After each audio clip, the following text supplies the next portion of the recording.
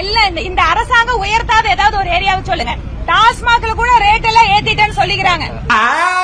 அதுதான் பிரச்சனை. எனக்கு தான் தெரியுமே. ஓய் நீ எங்க வரன்னு. இவருக்கு நம்ம குஷ்டு தூங்குறதுலாம் ஒரு ப்ராப்ளம் இல்ல. கரெக்ட்டுங்களா? அந்த தம்பி கரெக்டா தலையாட்டுறாரு.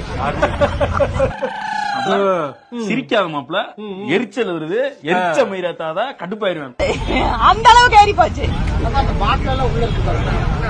எங்க ஆபீஸ்க்குள்ளேயேவா? இது தெரியாம அவனை குடிக்காரன் நடிச்சுனா இருக்கான், இவன் எப்படி இருக்கான், அவன் எப்படி இருக்கான்னு பேசிக்கிட்டு இருக்கமே. என்னடா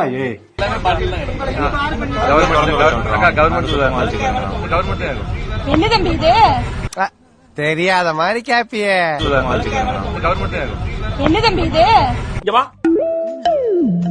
எல்லாம் போதையில இருக்க மாதிரி இருக்கு. ஆனா ஸ்மெல்லு வர மாட்டேங்குது. ஏன்னா ஓட்காட்டு அதுவும் அடிச்சிருக்கீங்களா? இல்ல, இழுவைய இழுத்துட்டு. ஓஹோ, கஞ்சா அடிச்சிருக்கீங்களாடா? பாருங்க, எம்எல்ஏ ஆபீஸ திறக்காம விட்டா இப்படி எல்லாம் சமூக விரோதிகளே உள்ள வந்துடுறாங்க. வந்துருச்சு பாத்தீங்களா வாயில?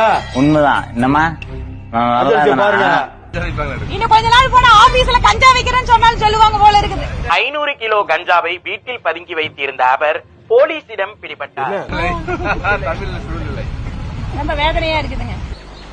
எனக்கு உன் மேலதான் ஒரு சந்தேகம். ஏன் மேலையா?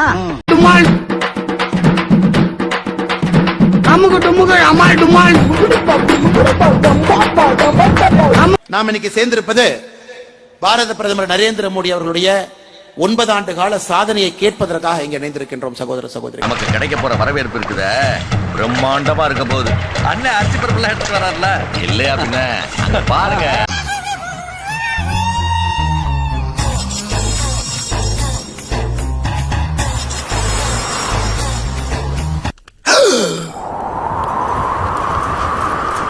என்ன வெட்ட வழியா இருக்கு.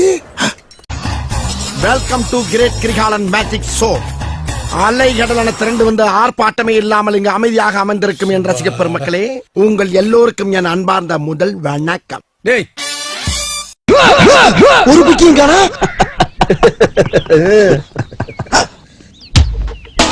பிஜேபியில ஒரு ப்ராமினென்டா இருக்கும் ஒரு 4 பேர்ல இதே சிபிஐ, இதே இடி, இதே ஐடி ரைடு வந்துன்னு சொல்லுங்களேன். என்ன யோசிக்கிற? இல்ல, பொய் எப்படி சொல்றதுன்னு யோசிக்கிறேன்.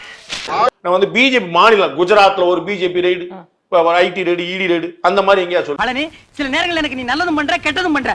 இங்க இருக்கக்கூடிய அமைச்சர்கள் ஊழல் குற்றச்சாட்டுல இருக்கிறவங்க இல்ல. நான் சொல்ல சின்ன மிஸ்அண்டர்ஸ்டாண்டிங் பண்ணீங்க. இங்க இருக்கிறவங்க ஊழல் குற்றச்சாட்டு இல்ல, ஊழல் குற்றச்சாட்டு இருக்கிறவங்க இங்க வந்து அப்படி மாதிரி. அதானே உலக வழக்கம். அதை விட்டுட்டு 50 பேர் சேர்ந்த ஆட்டோல வந்து என் கட்சிக்காரன் ஸ்பாட்ல வச்சு துவச்சிருக்கீங்க நீங்க. பிற கட்சியினரை பாஜகவினர் தங்கள் கட்சியில் வர சொல்வதாக ஒரு குற்றச்சாட்டும் எழுந்து வருவதாக கூறினார்.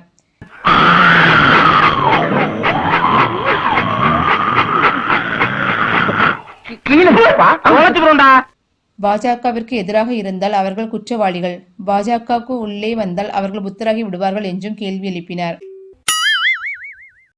ஊழல் வழக்குகளில் சிக்கிய 25 பேர் பாஜகவில் சேர்ந்த பிறகு சிலர் மீதான வழக்குகள் முடித்து வைக்கப்பட்டதோடு பலரின் மீதான விசாரணை நிறுத்தி வைக்கப்பட்டிருப்பதாக தகவல் வெளியாகியுள்ளது.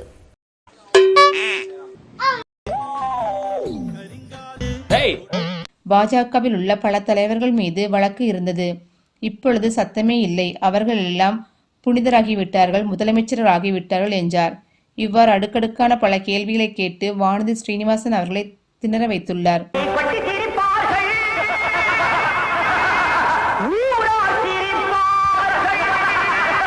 திமுகவினரை தவறாக விமர்சித்து பேசிய பாஜக எம்எல்ஏ வானதி ஸ்ரீனிவாசன் அவர்களுக்கு பெண் ஒருவர் பாடம் புகட்டும் வகையில் சரமாரியாக கேள்விகளை எழுப்பியுள்ளார்.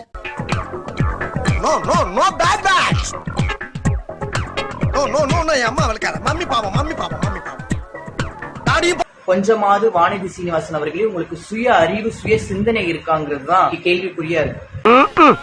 அது எங்க இருக்கு? நெக்ஸ்ட் செக் பண்ணி பாருங்க. உங்க வீட்டுல யாராவது இருந்தாங்கன்னா கூகுள்ல போயிட்டு பாயல் ஜல்சா பாட்டின்னு செக் பண்ணி பாரு வானதி சீனிவாசன் அவர்களே. உங்களுக்கு நல்லா உங்க சுய அறிவுக்கும் உங்க புத்தி கூர்மைக்கு தெரியும்.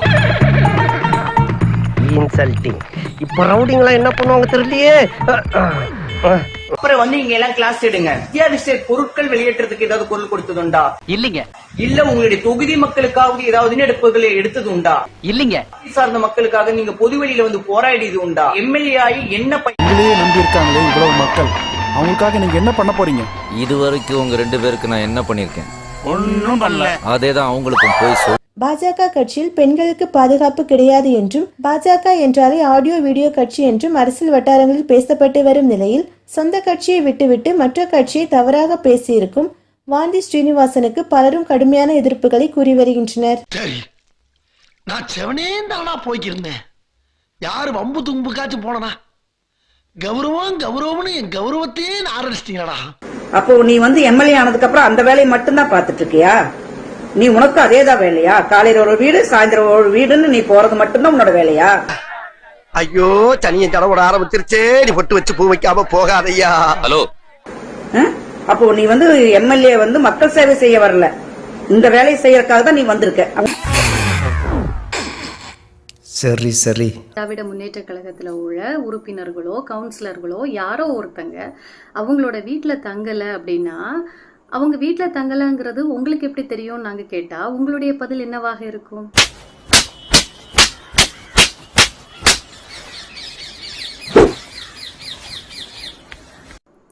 சரி, வீட்டுல தங்காதவங்க வேற எங்க போறாங்க? உங்க வீட்டுக்கா வராங்க அப்படின்னு கேட்டா உங்களுடைய பதில் என்னவாக இருக்கும்? நீ கேட்ட ஒவ்வொரு கேள்வி என்ன செருப்பால் அடிச்ச மாதிரி இருக்குடா. மாதிரி இல்ல, உண்மையிலே செருப்பால தான் அடிச்சது.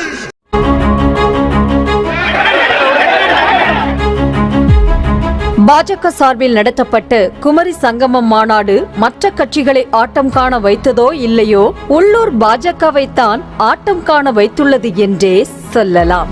என்னவா இருக்கும்? எனக்கு என்னடா தெரியும், கேளுடா. ஓரளவு செல்வாக்கு இருக்கும் மாவட்டமான கன்னியாகுமரி தான் பாஜகவின் நுழைவு வாயிலாக இருக்கும் என நம்பிய அமைப்பு பொதுச் செயலாளர் கேசவ விநாயகத்திற்கு மேடையில் சீட் ஒதுக்கப்படாததால் அவர் மேடைக்கு கீழே தரையிலே அமர்ந்து கொண்டார். அப்ப நான் மட்டும் நான் இழுச்ச வாழா ராத்திரிலாம் படுத்தா தூக்கமே வர மாட்டேங்குது. இதனை கண்டும் காணாதது போல கடந்துவிட்ட அண்ணாமலை இறுதி வரை கேசவ விநாயகத்தை மேடைக்கே அழைக்கவில்லை என கூறப்படுகிறது. கடலை பல்பெல்லாம் கொஞ்சம் ஆஃப் பண்ணுங்கப்பா. ஏண்டா இவ்வளவு பெரிய பல்ப் நீர்? பிரதமர் மோடி அவர்கள் பெண் அதிபருக்கு 2 முறை கை கொடுக்க சென்றும் அவர் கண்டுகொள்ளாமல் அங்கிருந்து நகர்ந்து சென்றுள்ளார். இந்த காணொலியை இணையவாசிகள் பகிர்ந்து திரும்ப திரும்ப அசிங்கப்பட்டார் மோடி என்று கலாய்த்து கருத்துக்களை பதிவிட்டு வருகின்றனர். இதுக்கு முன்னால ஒரு அவமானப்பட்டதே இல்லையா? ரீல் விடுவான். நடந்து போச்சு. இப்ப என்ன துக்கமா நடந்து போச்சு? நீ அழுகிற?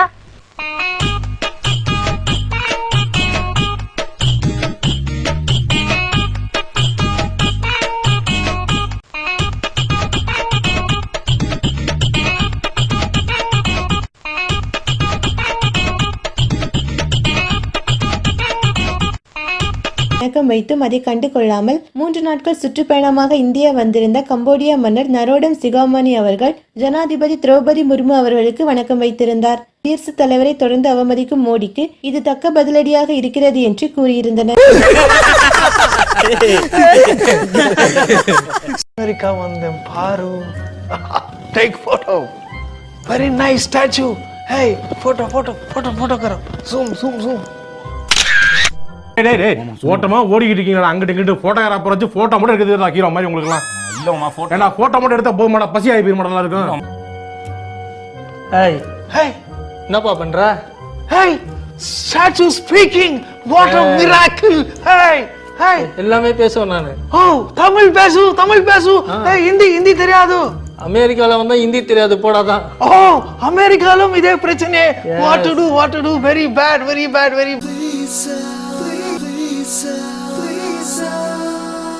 Please,